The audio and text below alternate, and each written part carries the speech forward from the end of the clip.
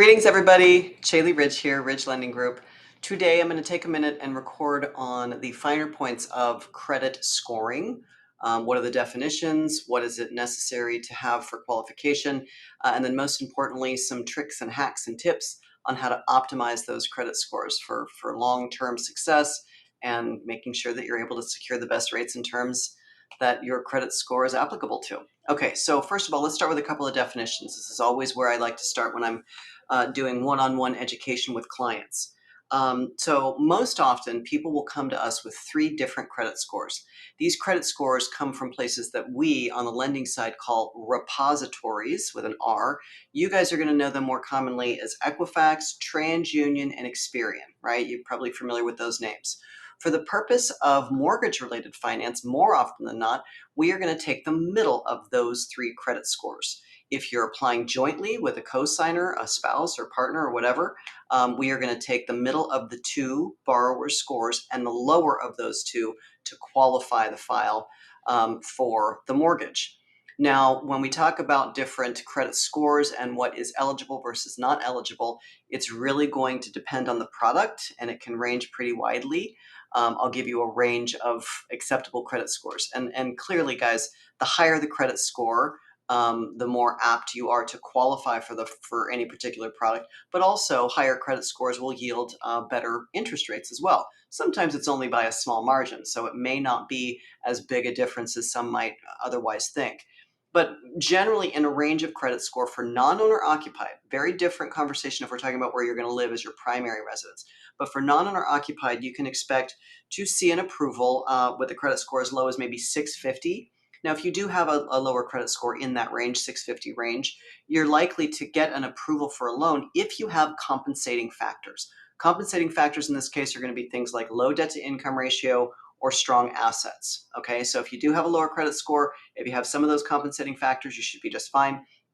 And then when we're talking conventionally, you need to understand that of those 10 golden tickets, Fannie Freddie conventional, there are 10 per qualified individual. There's 2 different books, we're going to call them, that we must adhere to when qualifying an individual. And as that applies to credit scoring, the first book is applicable to those in 1 through 6 of the 10 overall spots. And then there's a new set of guidelines or a new book that's applicable in the 7th through 10th of the 10 applicable. 1 through 6, there's no hard and fast rule. Like I said, 650 could get approved if they have compensating factors. So you don't have to worry too much about the score when we talk about loans that are going to fall in 1 through 6. When we get into the 7 through 10, they raise that bar, qualification bar. You must have, no question, no conversation, must have a minimum middle credit score of 720 or greater to qualify for any conventional loan 7 through 10. Now, when we talk about some of our other loan products, let's use the all-in-one, my favorite, as an example. That one for investment, again, different for owner-occupied, but for investment, you must have a 720 or greater. When we look at non-QM products or maybe bridge loans, short-term fix and flip, it can range, again, between, even below 650, depending on the product, and then 720, 740. Usually when we talk about the interest rate and how that credit score can impact a better interest rate or maybe a less favorable interest rate, it goes in tiers of 20 to 40 points. And generally it'll be, let's say 680 to 700 or 680 to 720 might be one bucket or one tier. And then there's another tier for interest rate LLPAs, loan level price adjustments, that would be between 720 and maybe 740 or 760 and above, or 780 and above. So depending on the product line and the investor that we may be selling to will ultimately dictate that. But in general, a general rule of thumb, the higher the score, the better the terms. Okay, so there's that. Now let's talk about what comes next and how we want to work to optimize. A couple of the things that I'll do with my clients is once we have their credit run is I'm going to bring that up. We're usually going to get on a Teams or a Zoom call. I'm going to bring the credit report up and we're going to look at it together. And I'm going to teach you how to read a trade line. A trade line is the data tape that is delivered from your creditor and sent to the repositories, Equifax, TransUnion, Experian. Okay. Within that data tape of information, it's going to give the creditor name. It's going to give an abbreviated loan number. It'll give the terms of the loan. For example, the high limit that you started with, the current balance, It'll tell us if it's a mortgage or a revolving credit card or an installment like a car. It'll tell us if you're delinquent by 30 days, 60 days, 90 days. All of this information is going to be gleaned from that. Now, for optimization as it relates just to those trade lines, here's what you should know. And by no means, guys, let me protect my legal backside. I am not a credit expert. I've just been doing this for a long time, so I know more than the average. So please, if you really want professional advice, go seek out a credit repair person. We actually have a great one. If you're interested and you're watching this and you want that referral, just let us know. We get nothing from that. Anyway, so as I understand it, in 25 years of doing this job, here's what I can tell you to optimize your credit score.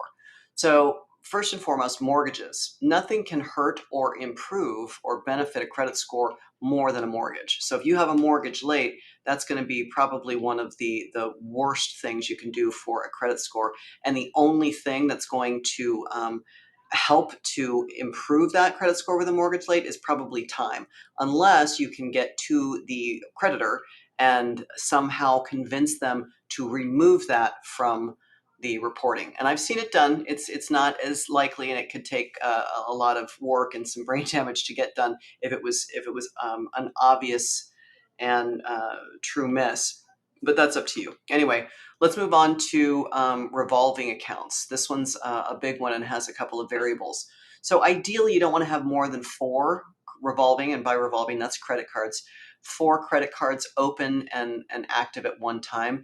You want to stay away from finance cards. These are going to be the department store cards, because the algorithms within the repositories that I keep talking about, the Equifax, TransUnion, etc., the finance cards typically are for those that can't qualify for the better terms on a city card or a traditional big boy credit card. You go get a finance card for Nordstrom or wherever, Home Depot or whatever it would be, and they have some great promotional things like 0 interest, etc. Right? Why wouldn't you do that?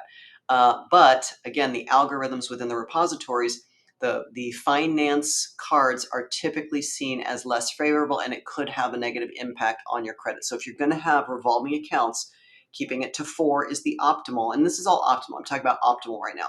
This doesn't mean that you have to run out. If you've got 800 credit scores, this does not mean that you need to go run and get rid of your Home Depot cards at 0 interest because you think that it's going to be a major difference between qualifying or not, or a better interest rate or not. Probably would have no impact whatsoever. So also, this is variable to your current status and credit score and what you're trying to do. If you're right on the ledge in scoring for what your next purchase or refinance would be, then maybe we have a higher level conversation together that says, yeah, maybe get rid of that one, or take yourself off of this authorized user account, or what have you. So it is very subjective to your own personal situation and needs. Anyway, department store, typically you want to stay away from those if it's relevant to you. And the remaining 4 cards, you want to keep the ones that you've had the longest. That depth of credit or that history of credit is important for optimal scoring. So the longer you've had the credit, the better. Utilization is a big one for credit cards. And if you don't know what utilization is, that's just the difference between the credit limit and what the current balance is. And obviously this changes throughout the month, depending on, what's going on that month or how you use your credit cards, etc. So it might be a good idea to communicate with us, your loan officer, your lender, and when we know it's time to pull credit, having the conversation that says, well, I want you to pull it on the 25th or on the 5th or on the 10th or whatever it is, because that's when the balances on these cards are going to show the lowest amount, or when I've just paid them off, etc., so that when we pull that snapshot of that picture, that utilization is as low as possible. But optimally for utilization, high credit limit to the current balance, we want to see that at 30% or less. So if you have a $10,000 card, right, you want to have a 3,300 whatever balance max for optimization. So keep that in mind. 50% and below is all very, very good. Once you get over 50% in the utilization, that's when we tend to see the impact of credit score deficiency, right? It's going to take a hit. The score will start to take a hit once you get over that 50% utilization on the cards. So there's utilization. You want to keep the 4 cards, try to keep them just out of the finance cards. And you want to have keep the ones that you've had the longest. Obviously, for your purposes, you want the ones that have the lowest interest rate, clearly, but that's where you would be for cards, revolving accounts. Collections, judgments, bankruptcies, etc. A lot of times there's not much you can do with those except for wait it out, let them time between the infraction to when the score starts to improve again. Usually it's a year, 2 years. It really depends on what it is. The further away from the activity or from the delinquency, whatever it is, the better the score is going to perform. There is something about collections that if they are aging out, the last thing you want to do is pay off, let's say, and I see this all the time. Let's say that there was a dispute for $100, right? And you can clearly tell that the individual is fastidious about their credit, and it's a matter of principle, and they just refuse to pay this for whatever the circumstances were. But in order to get this loan, they thought that paying off this $100 collection that's 5 years old would get their score up a few points, when in fact, really all it did was it restarted that trigger, the timeline restarted all over again because it's re-reporting as a zero paid. And in fact, that ended up hurting that person's credit. So be careful with that kind of thing. Ask some advice if you're unsure about a collection or something of that nature. Have us look at your credit first and determine what's going to be best for, optimizing what it is you're trying to do. Okay, so that's just the basics of the credit, the bones of the credit itself. But let's move on to something more technical. When we talk about investors, and especially when the credit score requirement can change after you've reached a certain number of finance properties, this next bit becomes very, very important. First, let me start by saying that the credit report itself, for our purposes, and this is the most often true. Sometimes there are some differences in guidelines, but more often than not, the credit report itself is valid for 120 days, 4 months, before a new one is required. Okay, so from the date that we pull your credit, we should have 120 days in most cases to utilize that credit, that score. Okay, so as long as communication is good between us, and we know what you've got going on right now and maybe what you want to have done in the future, the following would be applicable and important, and this is what I teach my clients to optimize those scores. So there's something called rapid acquisition in lending and in credit scoring, where an individual, let's say as an example, has purchased or refinanced multiple properties within a smallish window of time. We're going to call it 3 or 4 properties inside 2 or 3 months' time. Okay, which is very common for our clients, happens more often than not, actually.